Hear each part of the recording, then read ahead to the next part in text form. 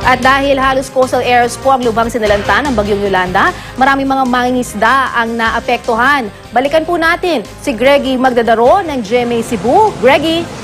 Lala, patuloy pa rin ang pagbuhos ng mga tulong para sa mga biktima ng Bagyong Yolanda. Kahapon, dumating dito ang Navy ship ng Taiwan na may kargang 500 toneladang humanitarian aid. Puspusan ang pagtulong ng Taiwan sa mga nasalanta ng bagyo sa Cebu. Nakapagpadala na ang Taiwan ng mahigit 400 milyong pisong halaga ng relief goods. Sinalubong ng mga opisyal ng DSWD ang Chong Lo 232 na may kargaring donasyon mula sa dalawang foundation sa Taiwan. As we know, a friend in need is a friend indeed. Whenever our Philippine friends are in need, the Republic of China, Taiwan is always here to help and no any hesitation. Malaking tulong.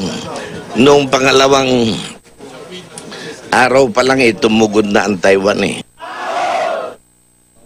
Inilusad naman ng Bureau of Fisheries and Aquatic Resources ang programang Ahon. Sa ilalim nito, mamimigay ang BFAR ng 10,000 bangka sa mga mangingisda mula sa Region 6, 7 at 8 na pare-parehong naapektuhan ng bagyo. Isa ang mangingisdang si Louie Ribamonte sa mga nawala ng hanap buhay sa Bantayan Island sa Cebu. Nanghihinayang siya dahil hindi raw niya nagawang isalba ang kanyang bangka sa bangis ng bagyo. Di man antod-antod mga tagukuan, ang among gipangita nga tagaan mag mga panginabuhian jud.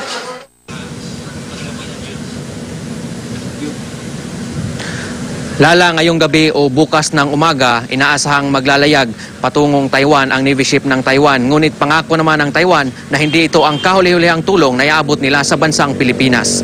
Mula rito sa Cebu City, Greggy Magdadaro, Nagbabalita, Pilipinas.